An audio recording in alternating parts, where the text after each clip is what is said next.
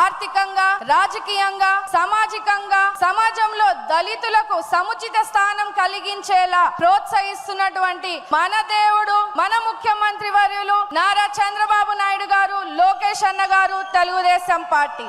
అంతేకాకుండా విదేశీ విద్య పథకం ద్వారా వందలాది దళిత బిడ్డలకు ఆర్థిక సాయం చేశాం. దళిత యువతకు 40,000 రూపాయలు పెళ్లి కానుక ఇచ్చాం. ప్రతి దళిత వాడలో 1,000 కోట్ల రూపాయల సీసీ రోడ్లను వేశాం. ఇన్ని మంచి పనులు, ఇన్ని మంచి స్కీమ్స్ ని మన దళితులకి అభివృద్ధి చెందేలా చేస్తే జగన్మోహన్ రెడ్డి గారు అధికారంలోకి వచ్చాక ఇవన్నిటిని కూడా నిర్వీర్యం చేశారు. దళితులకు సంబంధించిన 27 పథకాలు రద్దు చేశారు. 28,000 కోట్ల సబ్లాన్ నిధులను దారి మళ్లింపు చేశారు. ఎస్సీ కార్పొరేషన్లు నిర్వీర్యం చేశారు. వైసీపీ పాలనలో దళితులపై దాడులు, దౌర్జన్యాలు పెరిగాయని స్వయంగా రాజ్యసభలో కేంద్రం వెల్లడించింది. అందుకే రాష్ట్రంలో ఉన్న అన్ని దళితులందరూ కూడా ఒక్క మాటగా చంద్రబాబు నాయుడు గారిని మళ్ళీ ఈ రోజు ముఖ్యమంత్రి చేసుకున్నారు. దానికి మీరందరూ కూడా కృషి చేసినందుకు రాష్ట్రంలో ఉన్న